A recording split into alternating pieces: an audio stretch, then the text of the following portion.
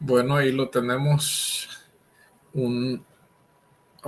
bastante noticia conflictiva, Juan. Vimos bastantes medios de diferentes, incluso diferentes países opinando, dando su análisis, cuestionando si lo que se está haciendo es correcto, si no es correcto, pero se está jugando bajo las reglas que se nos dejaron. O sea, lo que se está haciendo es siguiendo la Constitución, ¿verdad?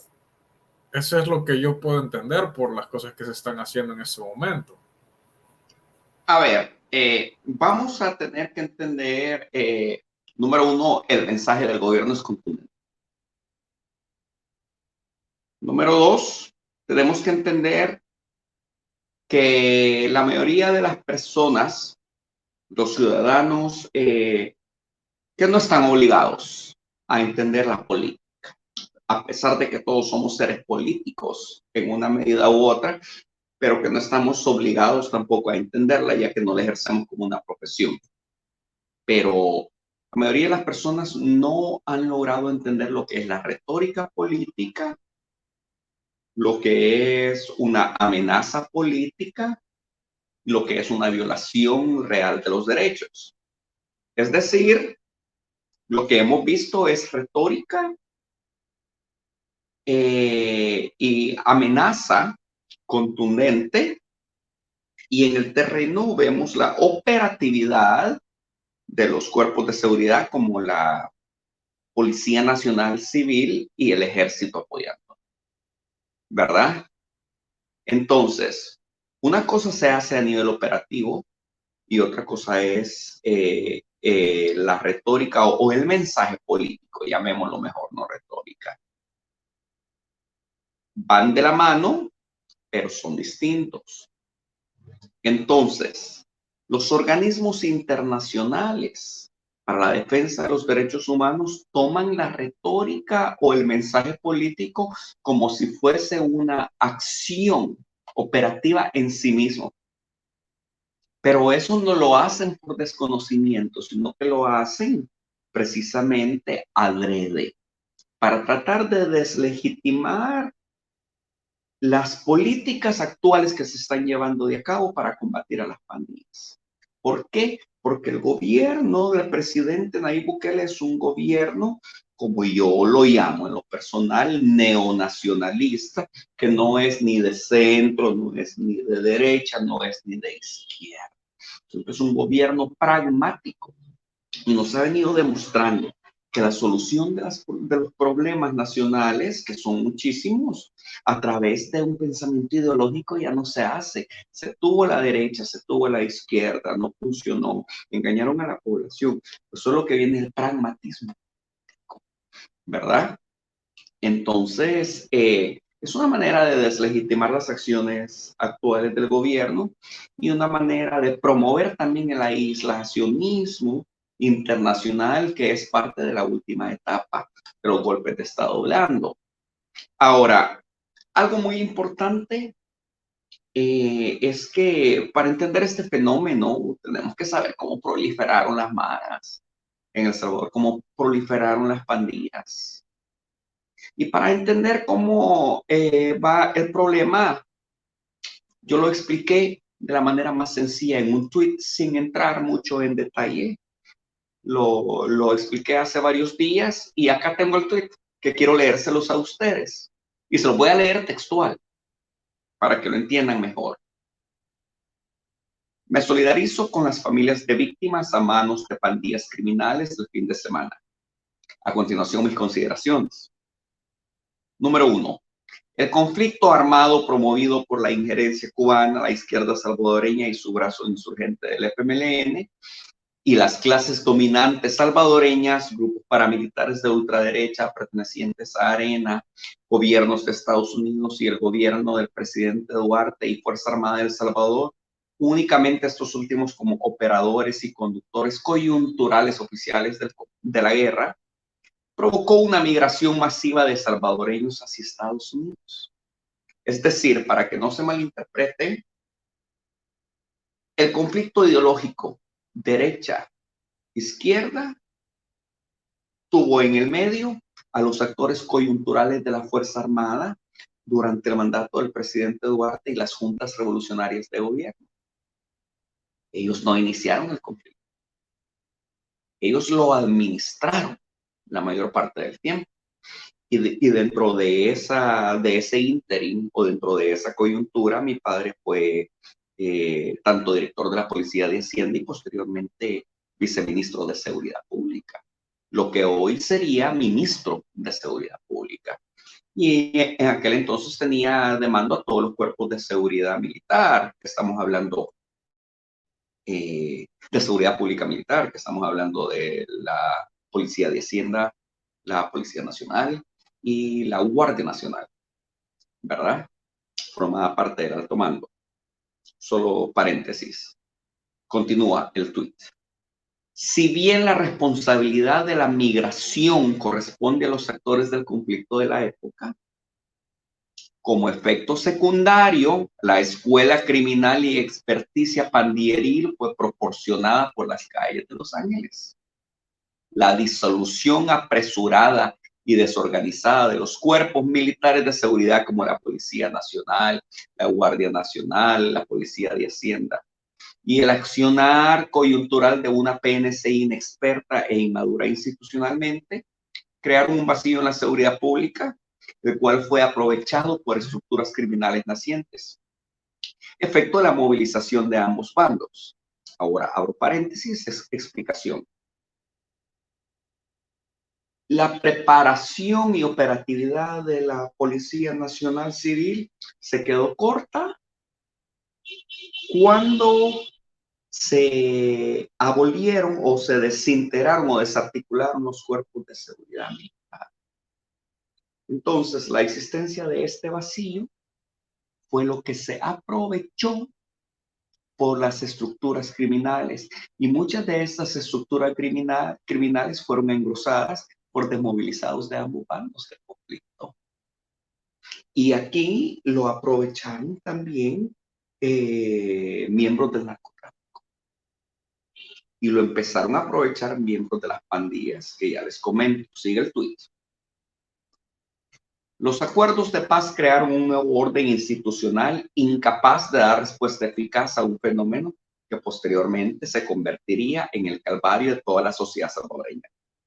Un sistema judicial poco profesional, fácil de corromper, ineficaz e ineficiente. Junto a una Procuraduría para la Defensa de los Derechos Humanos, que nace de los acuerdos de paz, ¿verdad? Pero nace ya de una manera politizada e ideologizada, que si bien en teoría garantizarían justicia y derechos negados a los ciudadanos durante el conflicto armado, paradójicamente se convertiría en el peor enemigo de la población. Abro paréntesis nuevamente. ¿Por qué se convertiría en el peor enemigo de la población? Porque entonces, como fue ideologizada y como fue politizada, entonces Arena siempre como arma de negociación a favor quiso darle el tema de los derechos humanos al FMLN, pero no solamente porque ellos quisieron, sino que porque así era ordenado por los gobiernos norteamericanos. Porque los gobiernos norteamericanos querían tener control sobre el gobierno salvadoreño, y en efecto lo tuvieron, pero lo perdieron. Entonces utilizaban a uno en contra de otro. Y el FMLN lo entendió porque para eso fueron buenos durante el conflicto. Y de esa manera ellos se flexibilizaban y votaban por los fiscales generales de la República que Arena quería. ¿Verdad? No quiere decir que en todas las circunstancias fue igual, pero la mayoría fue así. Ya era una negociación tácita. Ya se sobreentendía que cuando venía el próximo fiscal general, prácticamente iba a ser un fiscal propuesto por Arena o por PCN y el PDC. Y ya se sobreentendía que el FMLN iba a ser quien iba a poner a su procurador para la defensa de los derechos humanos. Ok. El problema crecería exponencialmente gracias al programa de deportaciones masivas de pandilleros que inició Estados Unidos a inicios de la década del 90. Política implementada a sabiendas de la existencia de un problema estructural y de un vacío de la seguridad pública. Ah, ok, ya hay paz en El Salvador. Entonces ya el gobierno ya puede manejar el problema. Entonces enviémoselos de regreso. Qué bonito en el contexto funcional, pero qué ilegítimo y qué mala voluntad en el contexto real. Es decir, una policía inexperta, un vacío institucional y de seguridad pública en las calles. Y Estados Unidos mandando a todos los deportados que vale la pena decir que ellos no tienen la obligación de tenerlos en Estados Unidos y son salvadoreños. La responsabilidad de Estado salvadoreño. Entonces, bajo ese entendido, ellos provocaron un problema muy, pero muy grande en El Salvador. Y con los derechos humanos, ya empezaron a abogar por los derechos de estos criminales, porque si son criminales, hay que entenderlo. Entonces, el problema empezó a crecer, ¿verdad? Ahora, el sistema neoliberal excluyente implementado por Arena y avalado por el FMLN y la protección del FMLN a través de los derechos humanos dieron paso a una mutación a estructuras criminales organizadas, expansión de su control territorial, infiltración en la Policía Nacional Civil, infiltración en la Fuerza Armada de El Salvador y estructuras estatales. Que me venga a decir que no se infiltraron dentro de la PNC, no sabe lo que está hablando. Y quien me venga a decir que no se infiltraron dentro de la Fuerza Armada, tampoco saben de lo que están hablando. Mi papá fue director del Colegio de Altos Estudios Estratégicos y fue asesor del Ministerio de Defensa, ya cuando estaba de baja por mucho tiempo. Y era uno de los temas que a puertas cerradas se trataban con los ministros de defensa de ese entonces. Y mi papá a mí me lo comentaba, pues sí, se están descubriendo infiltrados en los gobiernos, se están descubriendo infiltrados en el aparato estatal, se están descubriendo infiltrados las pandillas, la Fuerza Armada. Qué terrible eso. Y todos callados. Ahora, gente que había estado a cargo de mandos medios en los cuerpos de seguridad militares que después fueron parte y que se convirtieron incluso en subdirectores de la Policía Nacional Civil, que le pedían consejos a mi padre y que llegaban a la casa. Yo los escuchaba decir, descubierto, mi general, X cantidad de infiltrados, que son miembros de pandillas, pero no los podemos, no podemos iniciar procesos para sacarlos de la institución porque no nos podemos echar encima el aparato judicial y a los derechos humanos. Entonces, en otras palabras, se creó una bola que iba creciendo, el problema iba creciendo y el tema de los derechos humanos iba acuerpando a las pandillas. Open Society Foundation ya estaba haciendo su trabajo. Los gobiernos demócratas norteamericanos estaban haciendo su trabajo. Y posteriormente vamos a entender algo.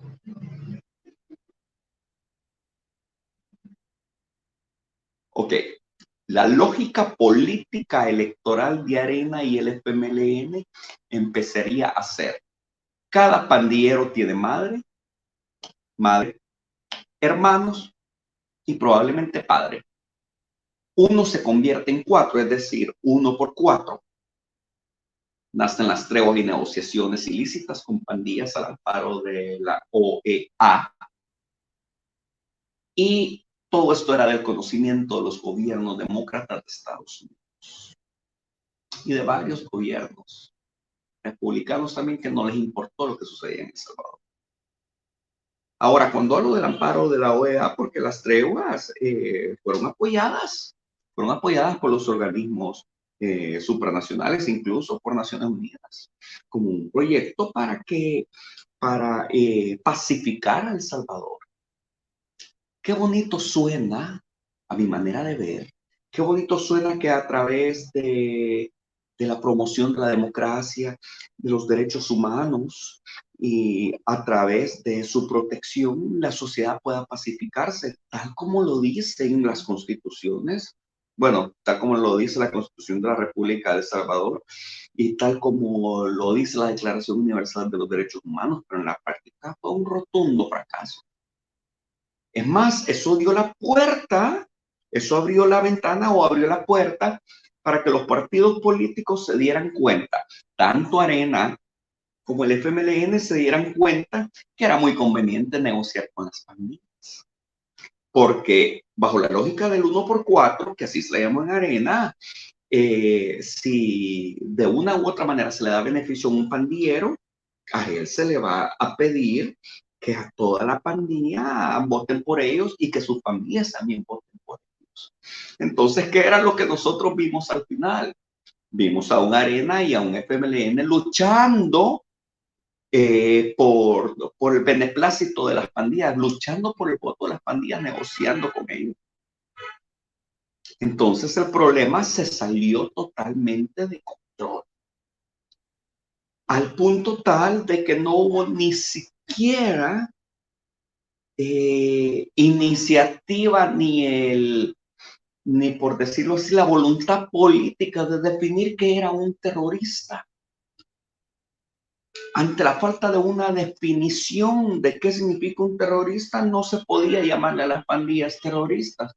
Me acuerdo que yo estaba en la asamblea cuando se aprobó la ley contra el crimen organizado y delitos de realización compleja, allá en el año 2008, si no me equivoco.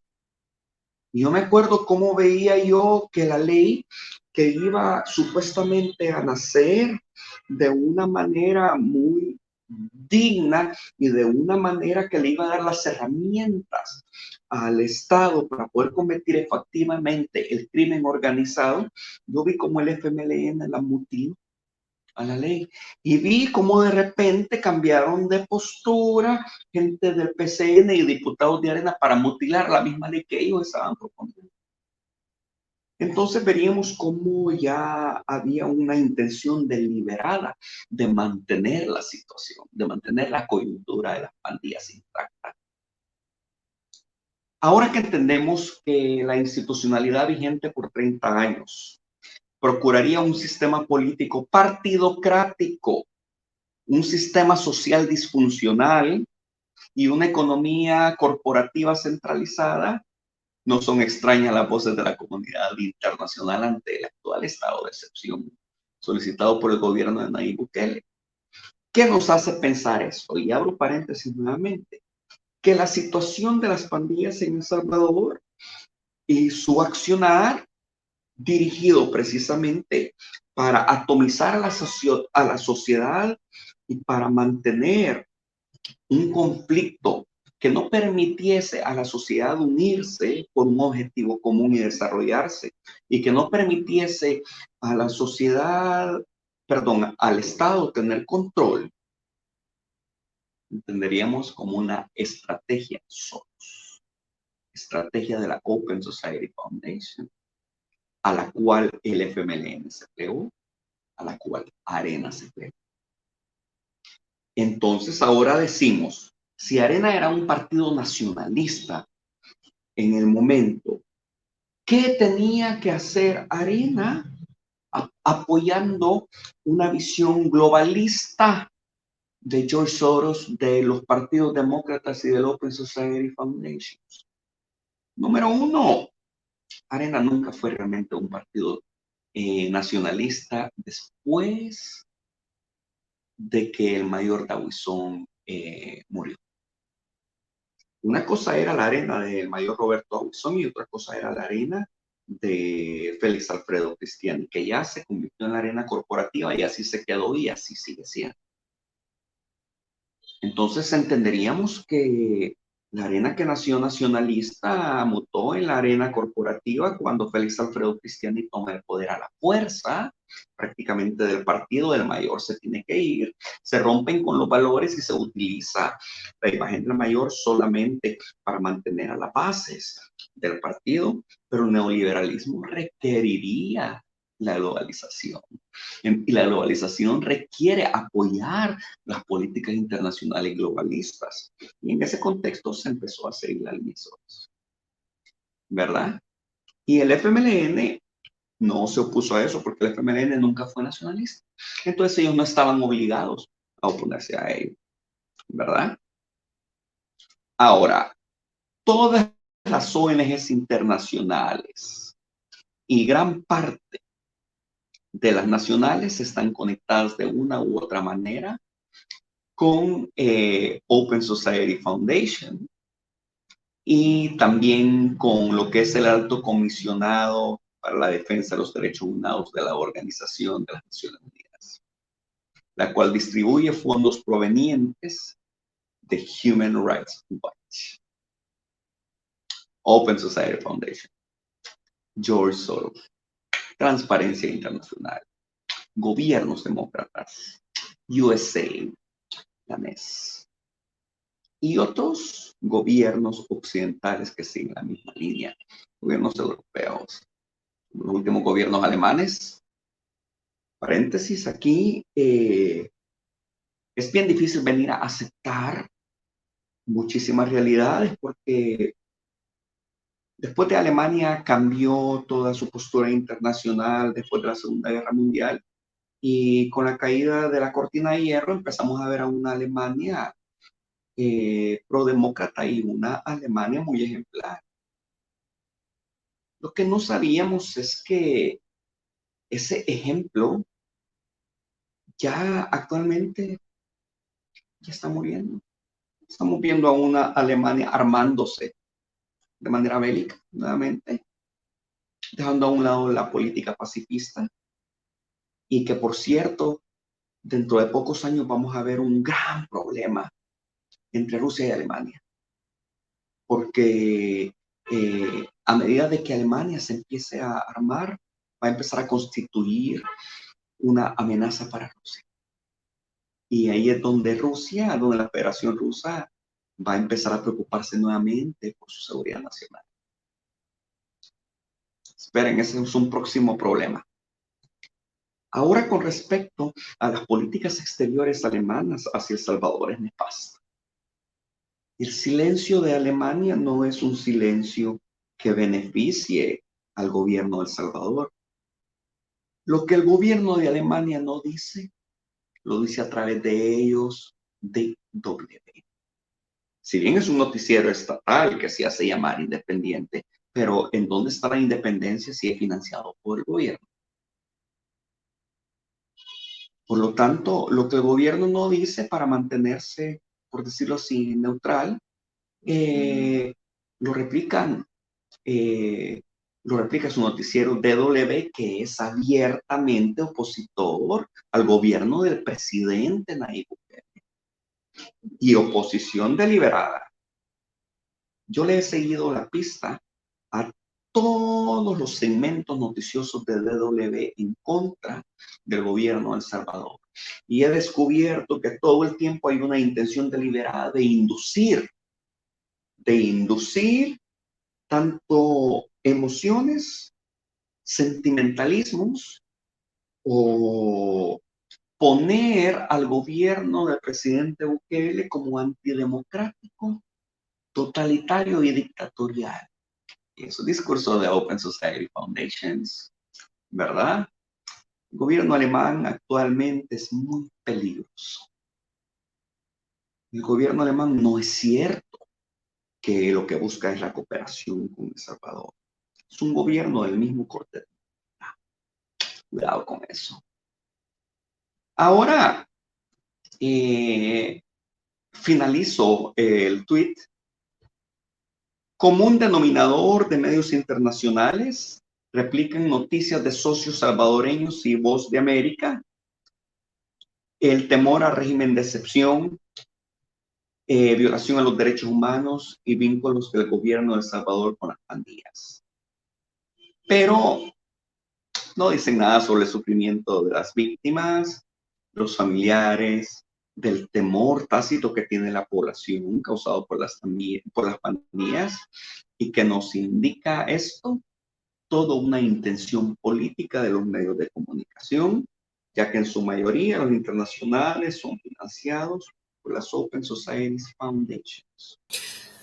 He notado también lo que estabas comentando de DW con relación a al material, a los artículos que ellos dirigen al gobierno.